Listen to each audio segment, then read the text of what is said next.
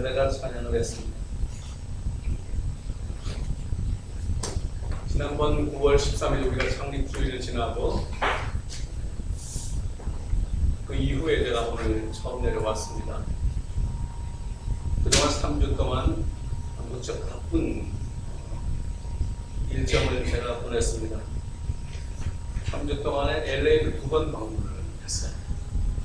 한 번은 5일간 방문을 하고 또 한 번은 나흘간 방문을 하고 지난 화요일날 돌아왔습니다.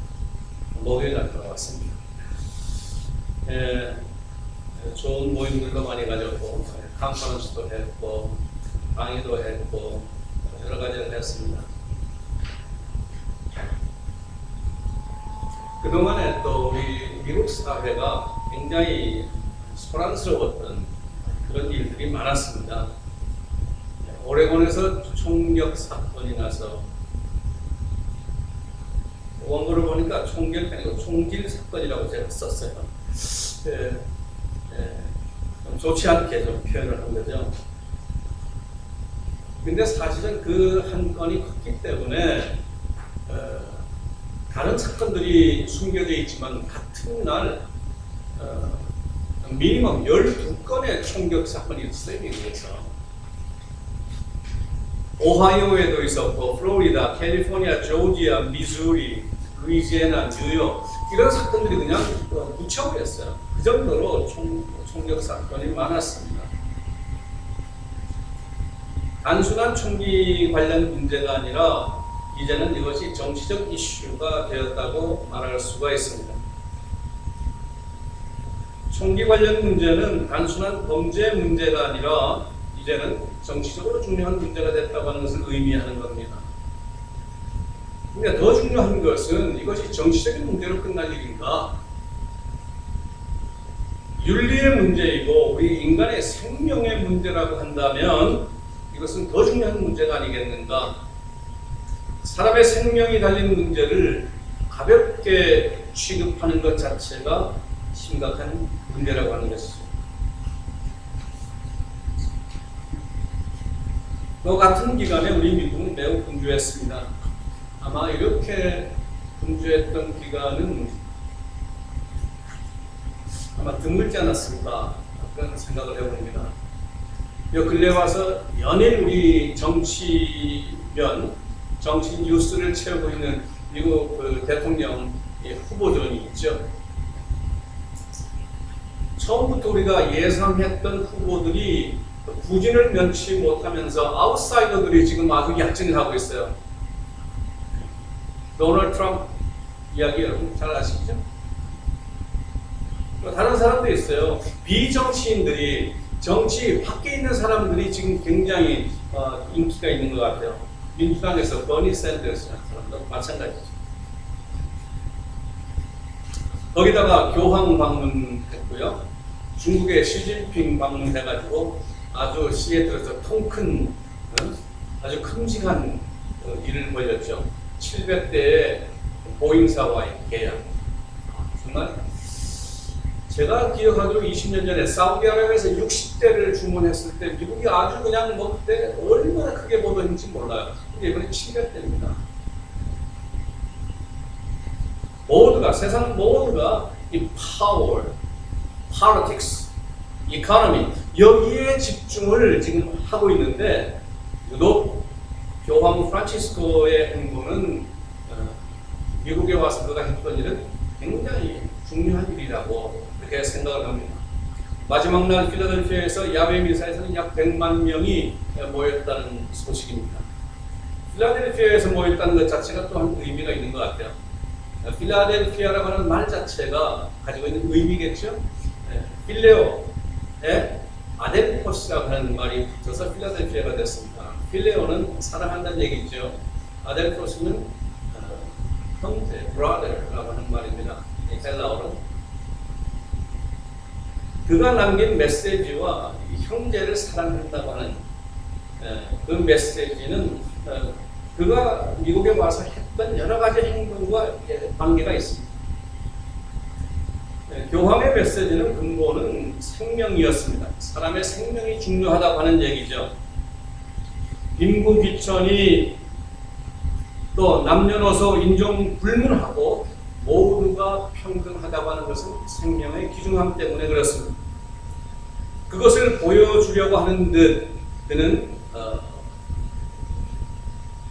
길에 모인 그 환영객들 틈바구니에서 휠체어를 탄 사람에게 다가가서 그를 껴안고 형제라고 그렇게 사랑을 표현을 했습니다. 세상 법에 의해서 죄인으로 판결받아서 감옥소에 가 있는 사람에게 찾아가서 형제라고 부르면서 그에게 사랑을 표현했습니다. 아무리 세상 법에 의해서 정죄되고 그가 죄수로 취급을 받았지만 그래도 귀중한 생명이면은 틀림없다 그런 얘기죠. 이 세상을 바라보는 눈은 평등과 정의에 기초한 것이어야 한다는 뜻입니다. 왜 생명이 귀중합니까? 여기는 분명한 두 가지 이유가 있다고 제가 몇 달 전에 설교 시간에 말씀드린 적이 있는 것으로 기억을 합니다. 왜 생명이 귀중한가? 아무리 연약하고 아무리 불쌍하고 아무리 보잘것없다고 해도 한 생명이 가지고 있는 가치는 온 천하에 비견할 수 있는 그렇게 중요한 생명이라고 하는 겁니다. 첫째 이유는 그 속에 있는 하나님의 형상 때문입니다.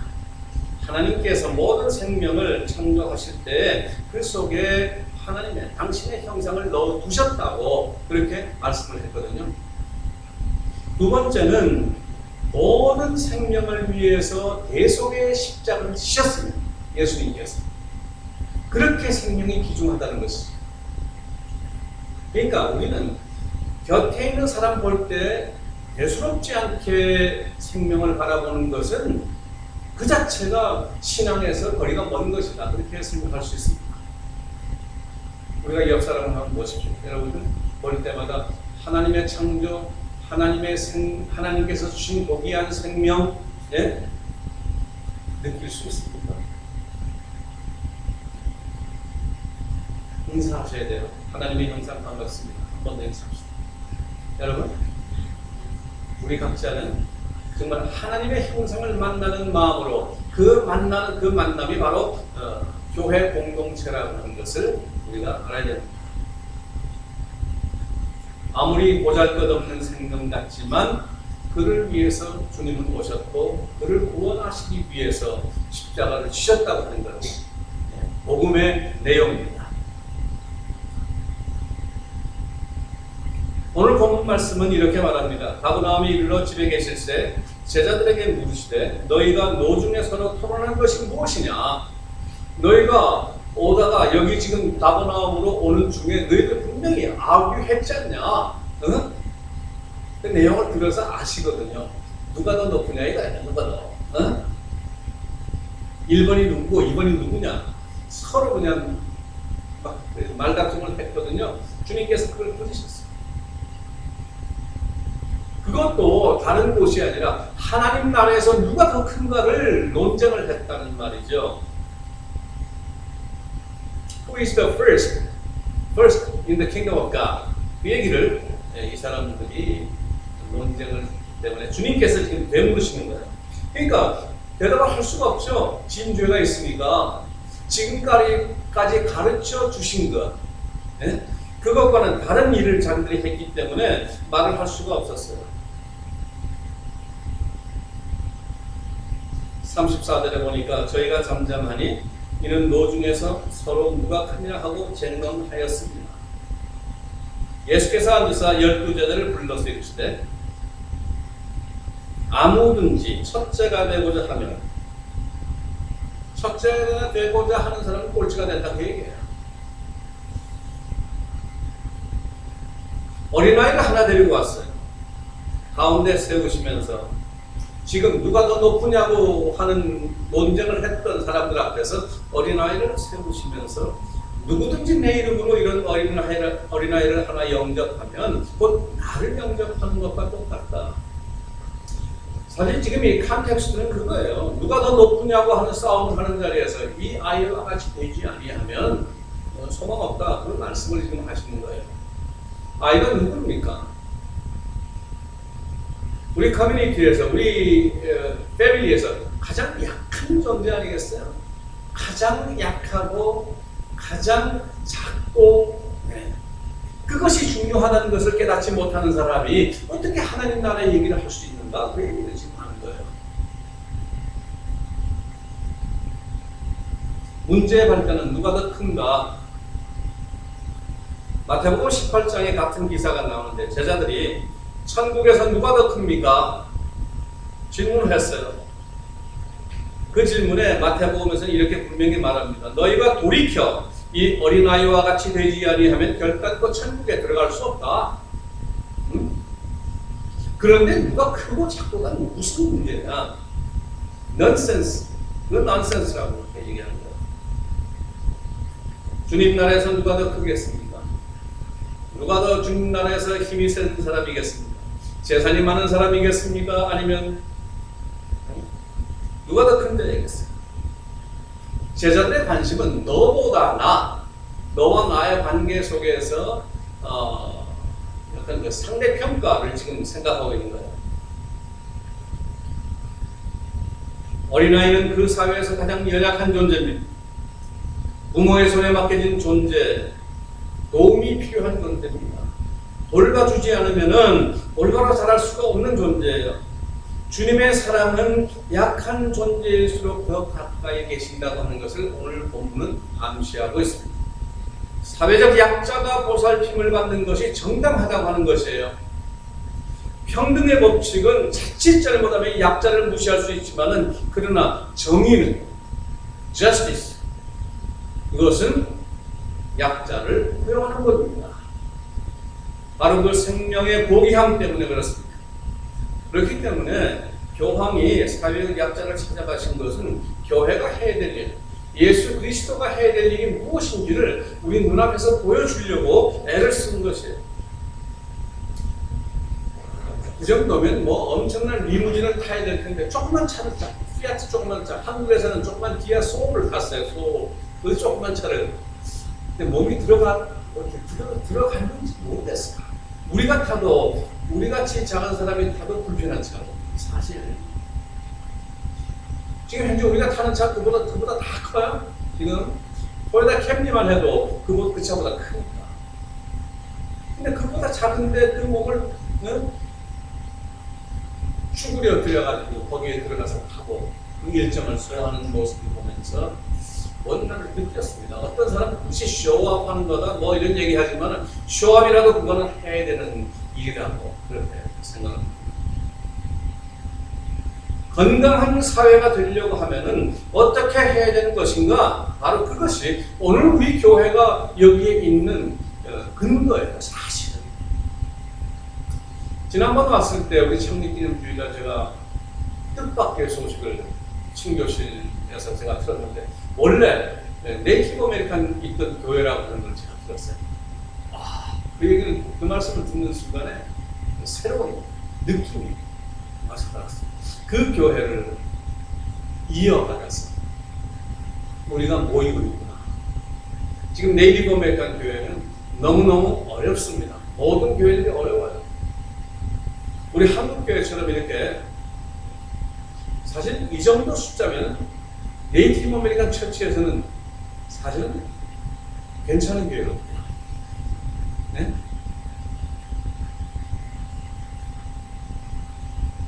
지금 우리는 좀 더 컸으면 좋을 텐데 그 생각을 하지만 사실은요, 여러분들 정도 이런 멤버로 되어 있는 네이티브 아메리칸 교회가 있다고 한다면 그 교회는 아주 대단한 교회입니다. 사실은 상대평가를 하고 있는 거죠. 지금 우리가 누가 더 큰가 해서 밀린 것 같은 느낌을 받기 때문에 그런 생각을 하는 거예요. 지금 주님의 음성은 그렇습니다. 작은 아이를 하나 데려놓고 하시는 주님의 음성을 우리가 이해를 한다면 우리가 절대로 그럴 수가 없는 거예요. 찰스 쉘던이라고 하는 사람이 있습니다. 이분은 오래전에 1920년대, 1910년도, 20년대 이때 캔사스에 있는 토피카라고 하는 도시가 있는데 거기에서 센트럴 컨그리게이셔널 처치를 담임했던 목사님이었어요. 찰스 쉘던. 그가 쓴 책이 In His Step이라는 책이 있습니다. In His Step. 우리가 흔히 그것을 닉네임으로 부릅니다. What would Jesus do? 여러분 잘 아시죠? WWJD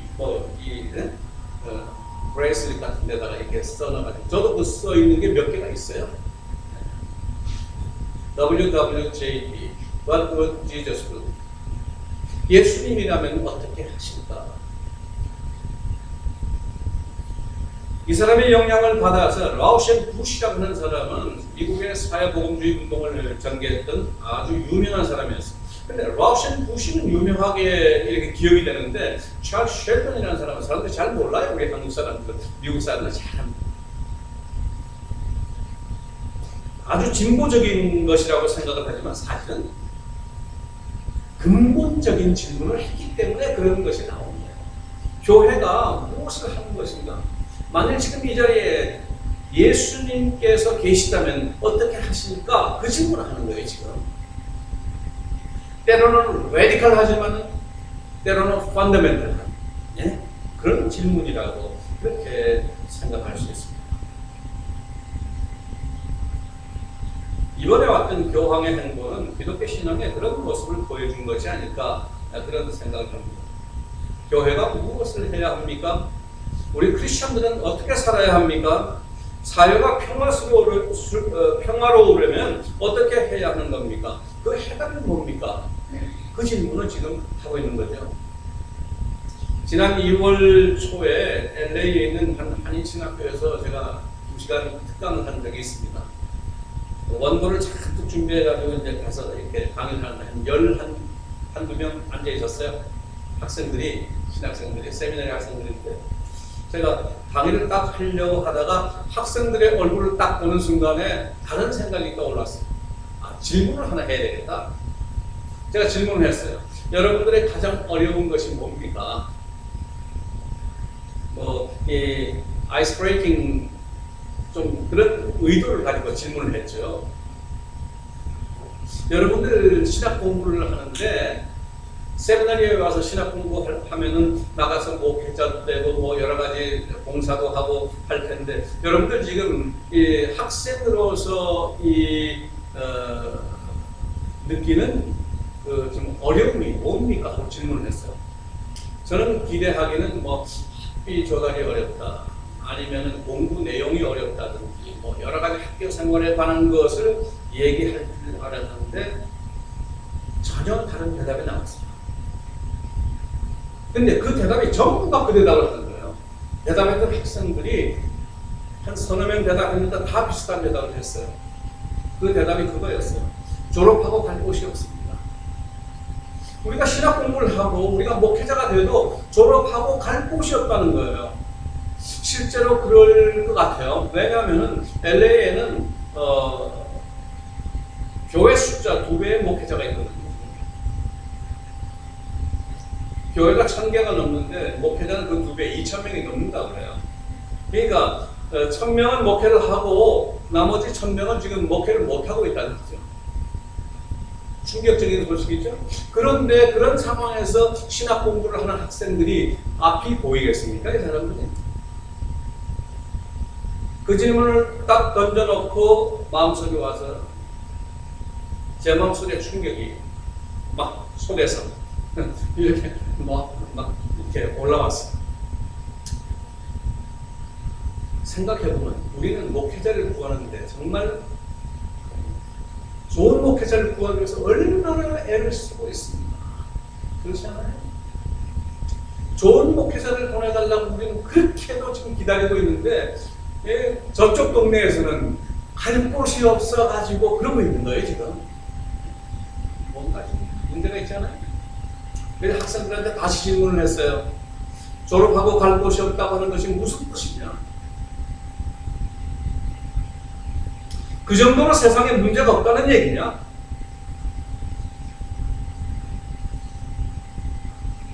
그 정도로 세상이 평화스럽다고 하는 얘기냐? 지금 만일 예수님께서 오신다면 예수님께서 할 일이 없는 정도로 좋은 사회냐?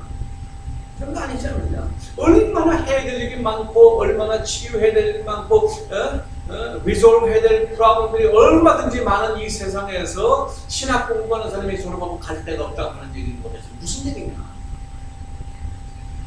강의를 시작하기 전에 질문 한 가지 가지고 서로 주고받은 그 충격이 아이스 브레이킹 정도가 아니라 이미 뭐 적당히 마무리하고 끝내도 될 정도의 분위기가 되어버렸어요. 그렇게 됐습니다. 우리 주변에 할 일이 얼마나 많이 있는데 우리가 가서 일할 곳이 없다고 하는 신학생들을 보면서 저는 가슴이 무너진 거예요. 오늘 우리 찬양했던, 우리 성가대가 찬양했던 무엇을 먹을까, 무엇을 마실까, 무엇을 입을까 그 생각을 하면 암담하고 힘들죠. 그러나 너희는 먼저 그의 나라와 그의 의를 구하라고 하는 Seek ye first His kingdom and His righteousness 라는 생각에 들어가면 할 일이 얼마나 많겠어요. 그렇지 않겠습니까? 그래서 제가 그랬어요.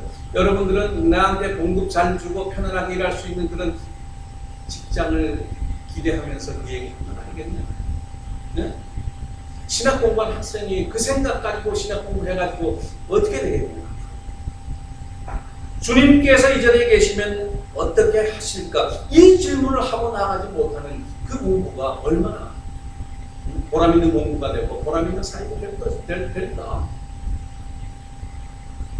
아주 도전적인 말을 주고받으면서 강의를 시작했던 그런 적이 있었어요. 지금 우리가 교회가 편안하게 생활하려고 하기 때문에 어려운 거예요, 지금 사실. 그렇지 않겠습니까? 그래서 제가 우리 원주민들 입장에서 여러분들 보면 너무너무 부러울 거라고. 예. 어제 저녁에 제가 섬기고 있는 인디안 교회 부흥회가 있었어요. 목, 금, 토, 일, 나흘간 저녁만 합니다. 저녁만. 부흥회를. 주일날 아침 이 시간 예배 이미 끝났어요. 근데 주일날 아침 예배는 9시에 드리는데 보통 제가 9시 예배 드리는 거 시작하는 거 보고 한 15분쯤 돼서 나와서 내려왔거든요. 지난번까지. 아침 예배는 원래 스케줄대로 드려요. 첫 주에 누가 설교하고 둘째 주, 셋째 주, 마지막 주는 제가 하는데 첫째 주 하는 그 전도사님이 와서 부흥 강사하는 게 아니고 그분이 와서 예배를 드려요. 이게 무슨 얘기인지 아십니까? 일상적인 스케줄은 그대로 가는 거예요. 주일 스케줄. 그러니까 부흥 강사도 자기가 맡아서 설교하는 곳이 있어요. 인근에. 이웃의 목회자가 와가지고 지금 부흥회를 하는 거예요. 저녁마다. 오늘 저녁 6시에 또 있습니다. 부흥회 강사님이 설교 딱 하려고 하니까 벌써 7시부터 이제 시작된 부흥회가 오늘은 6시 반 어저께까지 7시였거든요. 1시간이 지났어요. 설교 시작하는 시간이 1시간이 지났다. 그 전까지 나와서 찬양, 워십 프레이즈를 하는데 그 집회를 축하하러 온 이웃교회 성가대들, 이웃교회 성가들이 와가지고 이 부흥회를 축하하는 거예요. 정말 얼마나 참 마음이 편안한 일이었어요. 여러분들의 교회 부흥을 기원하면서 찬양합니다. 주님 나라의 모습 아니겠어요, 이게? 네? 우리 교회가 좀 그랬으면 좋겠어요.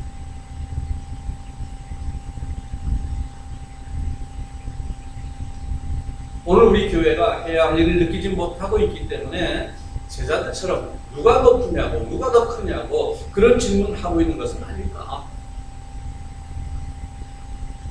우리 상황도 마찬가지 아니겠어요? 주일 예배 한 번 드리고 난 뒤에 나머지 6일을 면제부를 받아가지고 살아가는 편안하게. 그렇게 살려고 그렇게 생각하는 거 아니겠습니까? 예수님 따라 사는 것이 불편한 거죠. 그러나 분명히 기억하십시오.